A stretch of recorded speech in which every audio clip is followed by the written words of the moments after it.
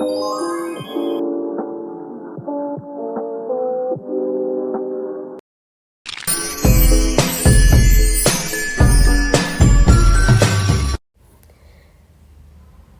sumber belajar adalah media pembelajaran dalam bentuk visual dan audio yang direncanakan untuk menyampaikan informasi, pengetahuan, atau keterampilan tertentu kepada peserta didik. Video ini digunakan sebagai alat bentuk pengajar yang dapat mempermudahkan pemahaman materi melalui kombinasi gambar, bergerak, suara, teks, dan efek visual lainnya. Video pembelajaran adalah media yang menyajikan materi edukatif dalam bentuk visual, audio, dirancang untuk membantu proses mengajar.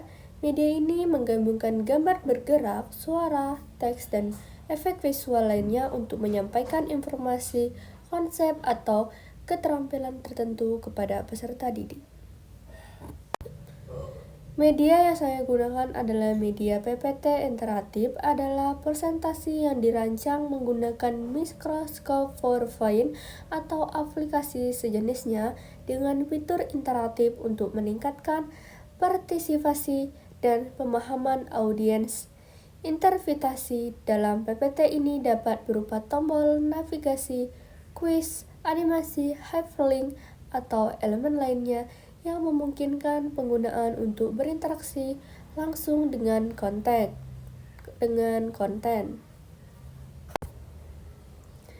Kegunaan PPT interaktif meningkatkan minat, membuat pembelajaran lebih menarik dan dinamis, memudahkan pemahaman visualisasi konsep melalui animasi dan multimedia, partisipasi aktif, memotivasi audiens untuk berinteraksi langsung dengan materi, fleksibel, cocok digunakan dalam pembelajaran berani maupun tatap muka. Halo, Assalamualaikum warahmatullahi wabarakatuh. Perkenalkan, nama saya Sinta Dewi Lestari. Di sini saya akan menjelaskan tentang pengembangan pusat-pusat keunggulan ekonomi. Mari kita bahas. Baiklah, di sini kita akan membahas daerah sektor unggul. Yang pertama, Sumatera. Di dalam strategi pembangunan ekonominya, koridor ekonomi Sumatera berfokus pada 3 kegiatan ekonomi utama, yaitu kelapa sawit, karet, serta batu bara yang memiliki potensi yang sangat besar untuk menjadi mesin pertumbuhan ekonomi koridor ini. Selain itu, kegiatan ekonomi utama pengelolaan besi baja yang berkonsentrasi di Banten juga diharapkan menjadi salah satu lokomotif pertumbuhan koridor ini, terutama setelah adanya upaya pembangunan jembatan Selat Sunda. Bisa kita lihat di sini ada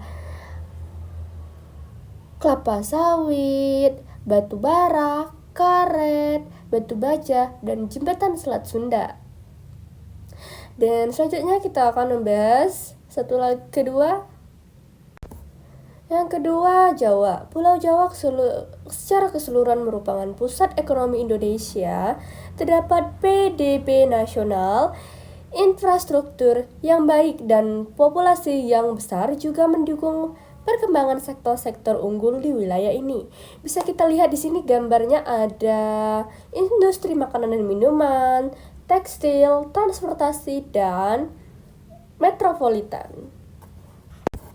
Dan ketiga ada Kalimantan. Kalimantan memiliki peran penting dalam perekonomian nasional, khususnya sebagai penghasil sumber daya alam utama. Bisa kita lihat di sini ada kelapa sawit, ada nikel, ada aluminium, dan migas.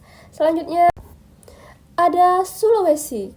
Sulawesi adalah salah satu pulau besar di Indonesia yang terletak di bagian tengah wilayah kepulauan Indonesia.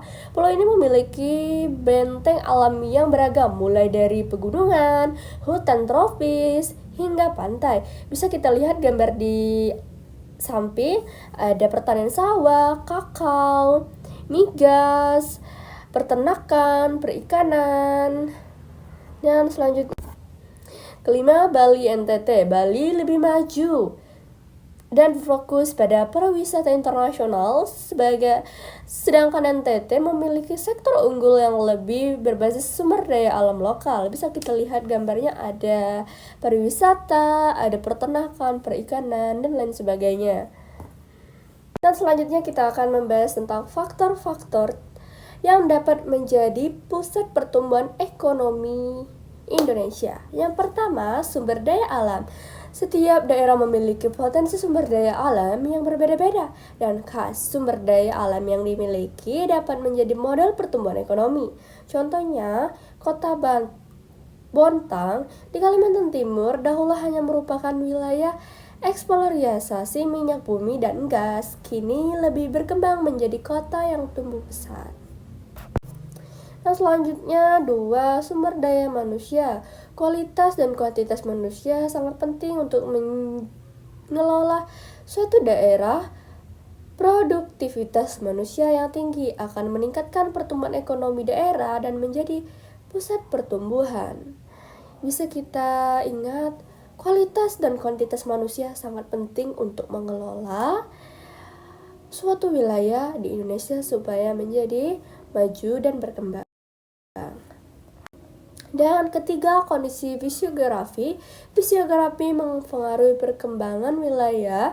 Dataran rendah mendukung jaringan transportasi strategis, mempercepat distribusi barang dan jasa, serta pertumbuhan wilayah.